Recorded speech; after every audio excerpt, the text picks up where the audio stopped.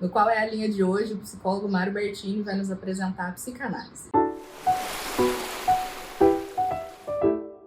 Mário, qual é o estereótipo de um psicanalista? Bom, Luísa, obrigado por me receber.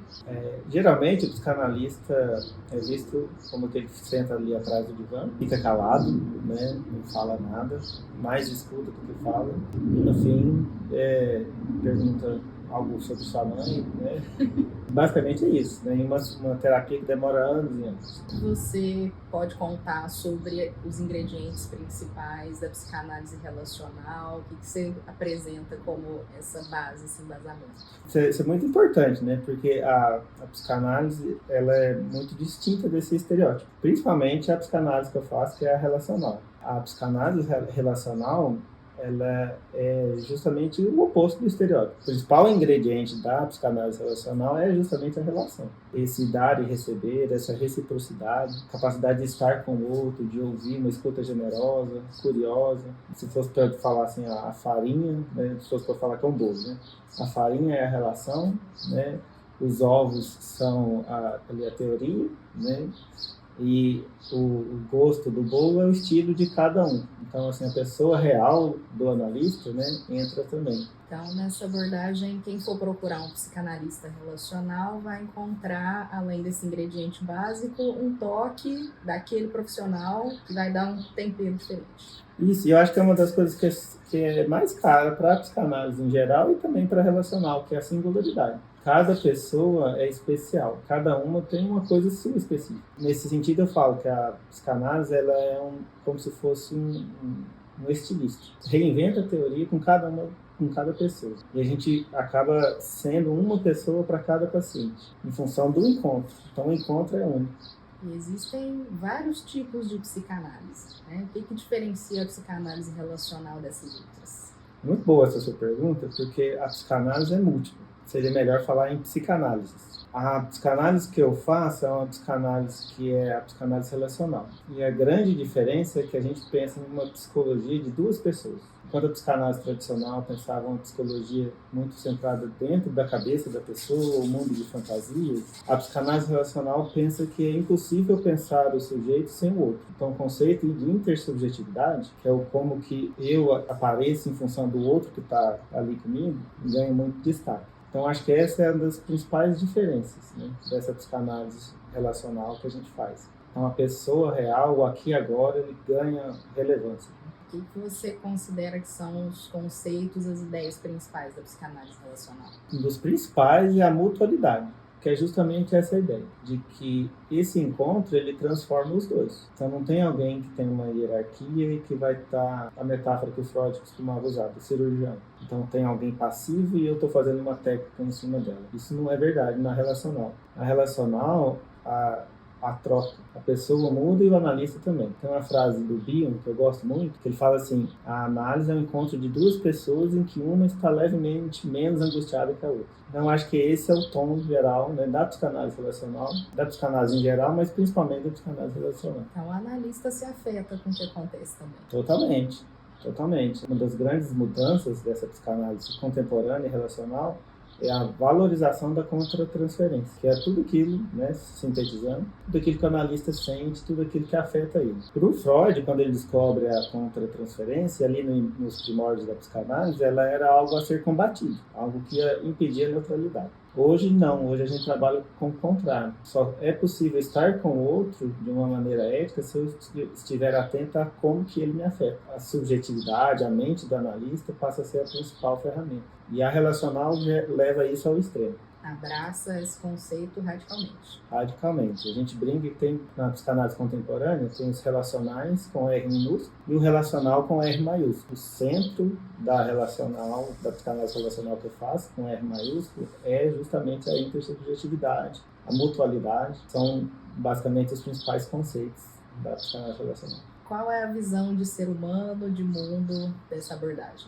Muito importante, porque isso ajuda muito a pensar de onde que a gente fala e como que a gente escuta, né? Eu acho que a visão de mundo e acaba sendo a mesma coisa, né, em relação ao ser humano, é de um mundo e de um ser humano que é complexo. A gente fala de uma subjetividade complexa. Que isso quer dizer o quê? Que o mundo ele tem justiças, ele tem injustiças, ele tem coisas boas, ele tem coisas ruins, ele tem previsibilidade e também tem o caos. Tudo isso que a gente vê no mundo, a gente também vê dentro da gente. Tem uma frase do Nietzsche que eu gosto muito que fala assim: nada do que é humano me é estranho. E essa é basicamente a visão da psicanálise. E que às vezes torna a análise um processo às vezes difícil, porque é reconhecer em você coisas que não são legais, coisas ruins. O Jung tem um conceito, que é o conceito de sombra, que é a parte da minha personalidade com a qual eu não me identifico, mas que sou eu também. E se eu não me identifico, geralmente é porque não é coisa muito legal. Então a visão de mundo assim, e de pessoa da psicanálise é essa subjetividade complexa e da relacional, né, que se transforma e aparece nas relações. Então, dependendo de quem eu estou me relacionando, com quem que eu estou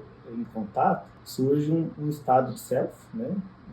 Uma parte da minha personalidade que às vezes não é tão legal assim, ou então que é muito boa, ou então que é muito vulnerável, ou que é muito forte. Então a visão de ser humano da psicanálise e da psicanálise relacional é essa, é fragmentada, é complexa e cheia de nuances, e muitas vezes a gente é o vilão da história. Paciência, né? Tudo bem. Inclusive temos vídeos sobre isso. O que diferencia a psicanálise relacional das outras abordagens? Eu acho que, assim, principalmente o rigor. A formação de um psicanalista ela é extremamente profunda. A gente fala do tripé, que é a formação em psicanálise, a análise pessoal e a supervisão. Em nenhuma outra abordagem, pelo menos do jeito que eu as conheço, isso faz parte da teoria. Dentro da psicanálise, é impossível ser um analista se essas três coisas não estiverem assentadas. Então, todo analista precisa sempre, a vida inteira, estar fazendo a sua análise pessoal e também estar estudando em grupos de estudo, sozinho, mas principalmente em grupo, e também a parte da supervisão. E eu acho que é uma das maneiras mais interessantes de correção dos nossos viés. Porque quando a gente tem que expor o jeito que a gente atende para os outros, geralmente a expressão também é em grupo, primeiro que a gente tem que articular, e aí um montão de coisa que estava inconsciente se torna consciente, e a gente tem o olhar do outro. Eu acho que a psicanálise ela traz isso de muito benéfico. O ser humano não é uma ilha. E o olhar do outro, ele me engrandece, me enriquece. É difícil, porque você tem que se expor, e a maioria das supervisões é 80% você vendo o que você fez de errado, porque o encontro é muito complexo, mas ao mesmo tempo, e aí principalmente na psicanálise relacional, há muito carinho, muito acolhimento. Então os profissionais sabem, eles atendem também, eles sabem que é difícil, então eles estão ali para ajudar a gente a se desenvolver. Então acho que isso é uma grande diferença da psicanálise. Outra é uma teoria extremamente robusta, que é difícil de às vezes entender, mas depois que você pega o jeito fica mais legal, mais fácil. E especificamente da psicanálise relacional, ela se abre a outras disciplinas. Então, a teoria feminista, a neurobiologia do comportamento, a neuropsiquiatria, a teoria do apego. Então, a psicanálise relacional ela dialoga bem com as disciplinas contemporâneas. E isso é algo que às vezes a gente não vê em outras abordagens. A gente até vê também, né? Mas eu acho que isso é um diferencial da psicanálise relacional. Você acha que essa abordagem é mais indicada para algum tipo de público, para algum quadro específico? Tem algum direcionamento para qual essa abordagem seja mais indicada? Eu acho que essa abordagem é indicada para um público muito específico, que é o ser humano. Embora a psicanálise seja extremamente bem fundamentada em termos de psicopatologia e teoria do desenvolvimento, como eu falei mais cedo, né, o principal da psicanálise é pensar a singularidade de cada um e do encontro, né, entre analisando e analista. Então, é um tipo de abordagem que serve para qualquer pessoa que esteja passando por qualquer tipo de sofrimento psíquico. Porque a gente parte do princípio de que é nessa relação que a gente se constitui e é nela que a gente se cura.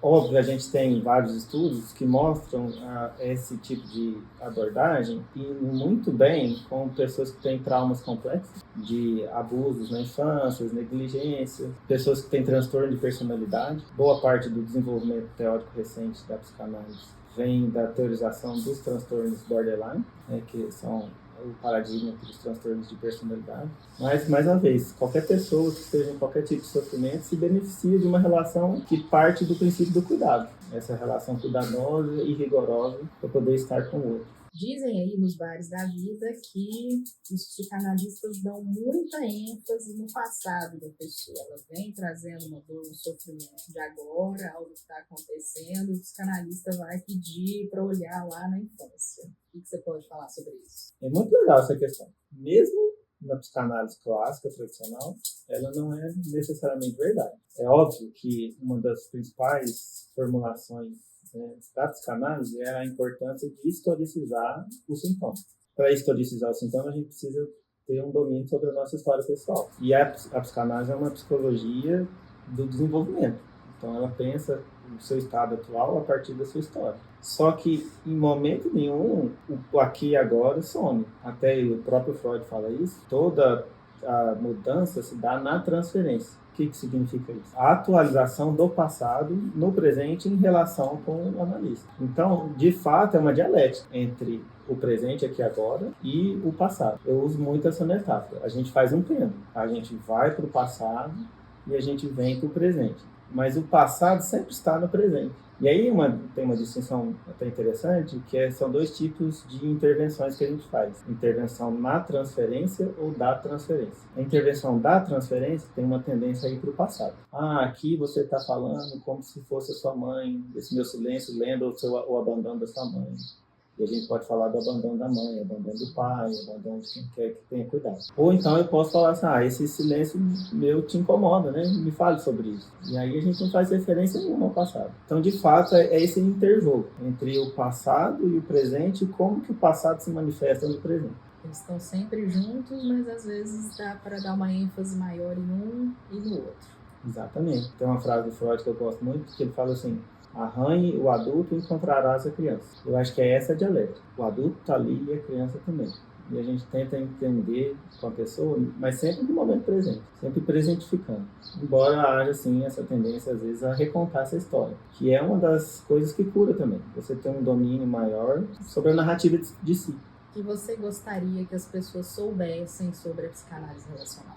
Eu queria que elas soubessem, primeiro, que é uma forma de fazer psicanálise muito arrojada, interessante e contemporânea, que incorpora os conhecimentos atuais em inúmeras outras abordagens, disciplinas, né, como eu falei aqui, da neurobiologia, da teoria da apego, da antropologia, da teoria feminista. Eu acho que isso é muito importante, porque, de uma certa maneira, atualiza sérios problemas que a psicanálise clássica tinha. Mas, mais do que isso, entender que a psicanálise relacional, ela trabalha a partir de uma ética do cuidado, de uma relação que transforma. A cura na psicanálise relacional não é uma cura pela palavra, mas é uma cura pela experiência de estar com o outro, que me vê, que me escuta, sabe? Que proporciona aquilo que às vezes faltou no meu desenvolvimento, que era um outro cuidadoso, né? Um outro que está ali para poder ver quem eu sou e acolher, né? Como diz o Winnicott, né? Acolher o meu gesto espontâneo, para que a pessoa tenha mais liberdade interna para ser mais ela mesma. A gente brinca muito, fala assim que a mudança em psicanálise é você mudar para você se tornar você mesmo. Tem muitas relações com a Gestalt terapia, viu?